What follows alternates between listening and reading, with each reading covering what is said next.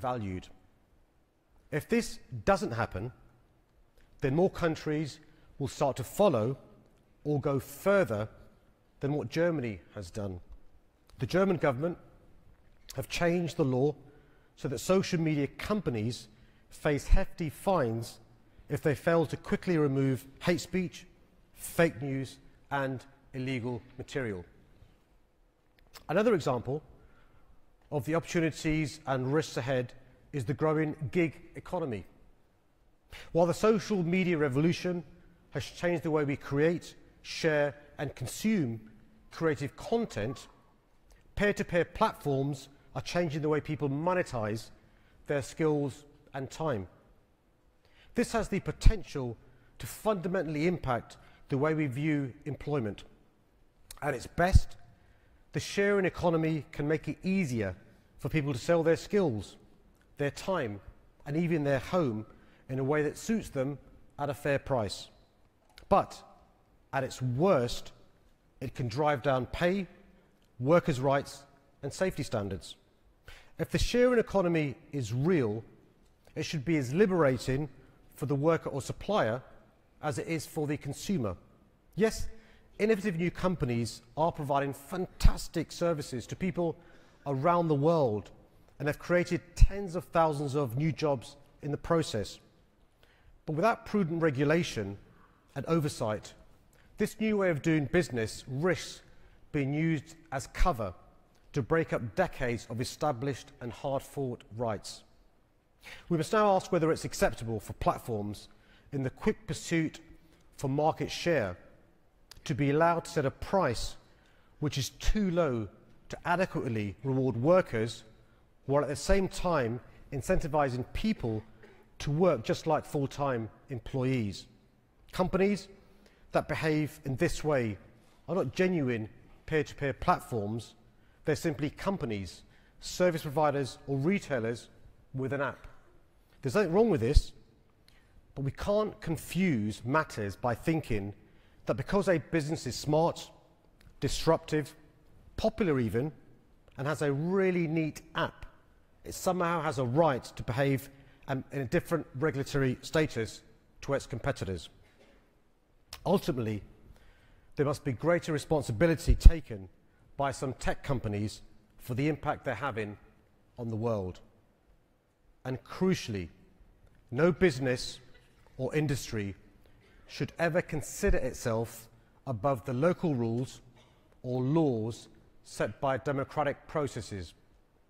In London, we've been clear with Uber and other companies that everyone, no matter how big, must play by the rules, no exceptions. Now, I appreciate that some of these companies can afford to spend a fortune on an array of lawyers and PR experts, and they do. However, in the long run, attempts to subvert, bypass, or turn the public against proper regulation doesn't do anyone any favours. But I want to be clear, the onus for change should not just be on tech companies and innovators. One of the biggest problems over the last few years is that politicians and governments have just been passive, sitting on their hands, while the tech revolution has happened around them. There's been a failure to ensure that our economies and our regulatory structures are prepared and relevant. It must ultimately fall to government, working with tech businesses and leaders to ensure that this revolution is not detrimental to our long-term process and progress. Put simply, there's been a dereliction of duty on the part of politicians and policymakers to ensure that the rapid growth in technology is utilised and steered in a direction that benefits us all. Perhaps we all place too much faith in the stated intentions and vision of the tech pioneers, the vision of great openness, inclusivity and morality to create something that benefits everyone. But as things have progressed, we must now ask ourselves, how can we ensure that technology always helps and never hinders our aim to create more open, connected, socially integrated societies.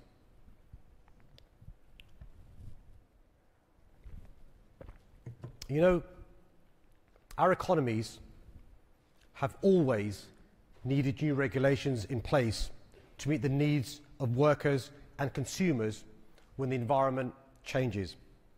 Evolving economies must mean evolving regulation, and today is no different. Rather than blaming companies for innovating ahead of regulation, politicians must fix things when the regulation is out of date. The question now for governments or traditional sectors should not be how to slow down innovation in its tracks, because we can't and we shouldn't. It should be how we mitigate against the potentially negative impacts of disruption. And more than that, how can we harness the very same technologies to drive up standards and to create more just and equal societies? You know, it was the great US President, JFK, who said in 1960, "The new frontiers will present us with both dangers and opportunities. Our task is to overcome those dangers and seize those opportunities."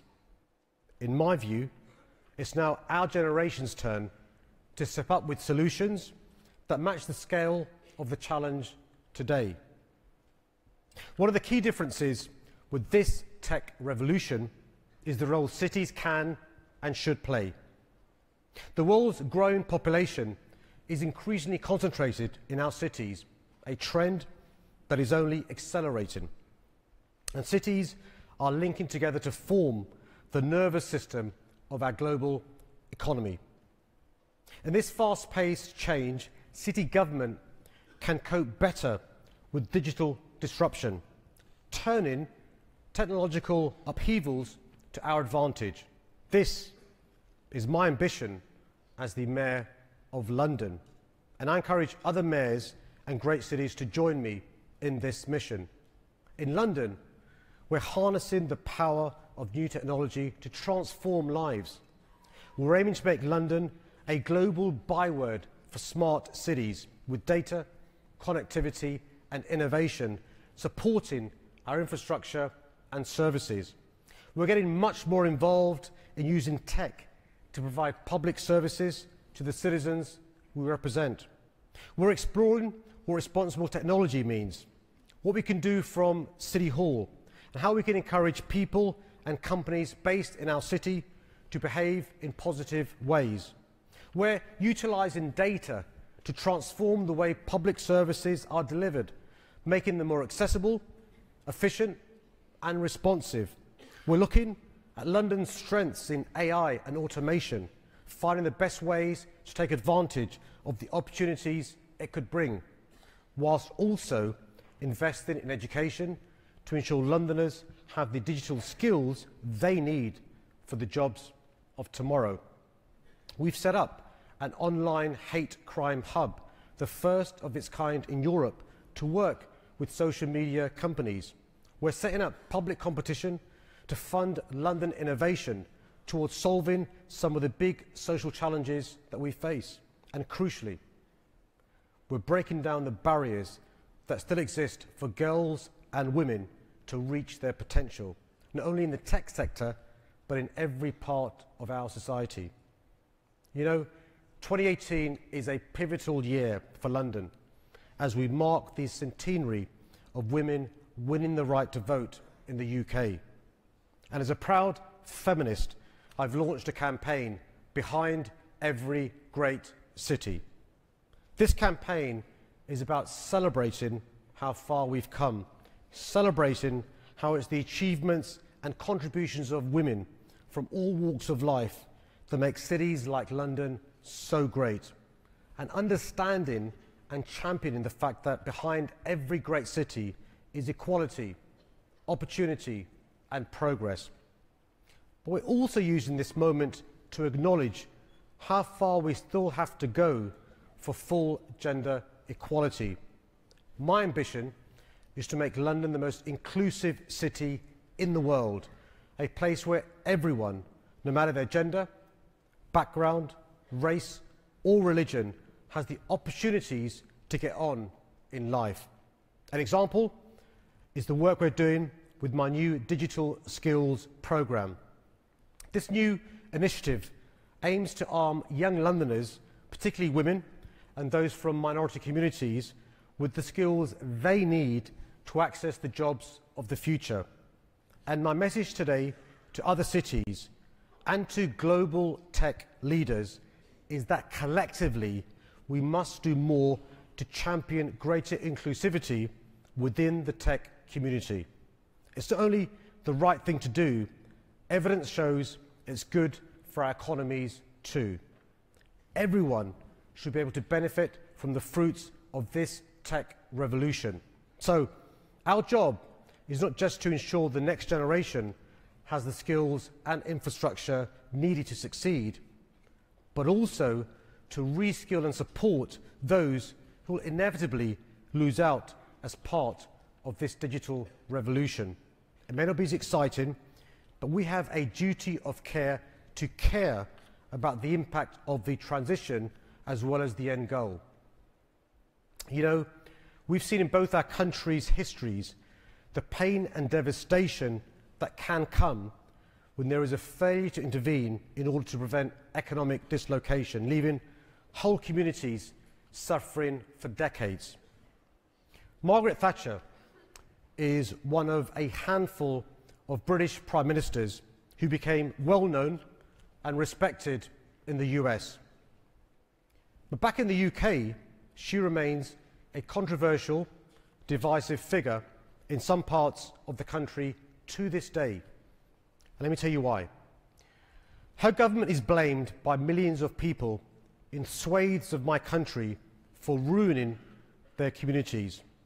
Whether it was coal or steel, she oversaw the closure of once thriving industries that predominantly working class communities not only relied upon for their living, but for their way of life. Clearly, the viability of these industries was changing. But what was wrong was how these communities were just left high and dry when their jobs and the jobs for their children and grandchildren were just taken away. And no new training provided. No action from the government to replace old industries with a new source of jobs and growth. And no support or a helping hand to find new work. And the impact is still being felt today. Generational unemployment, urban decay, a rise in mental health issues, a loss of hope, and too many people now searching to find someone other to blame for their own frustrations and unhappiness. I understand it's a similar story in the industrial towns across America's so-called Rust Belt. We must ensure this kind of transition through an industrial revolution never happens again, because it not only hurts our economy as a whole, but leaves an enduring scar on our society, more bitterness, hatred, and division. So let me finish with this. We've seen in both our countries that when people feel left behind, the door is left open for some individuals to take advantage, to play on people's fears by blaming others, to sow the seeds of division, to overpromise a return to jobs and industry of the past. But this road only leads to more bitterness, hatred, and suffering of the most disadvantaged. The only way we can counteract the rise in negative populism is to counteract the drivers making people feel left behind in the first place. This is about ensuring that everyone can benefit from the fruits of globalization and that we have fair, inclusive economies. The route to achieving this goal is to embrace the advancement of tech and proactively shape the future relationship between technology and society for the benefit of everyone, from social media and the gig economy to automation and AI. The technology we have can't be uninvented. We must move forward and make the most of our times, and we must strive to take advantage of our growing ability to mould the future at a local, city level. Our societies and global communities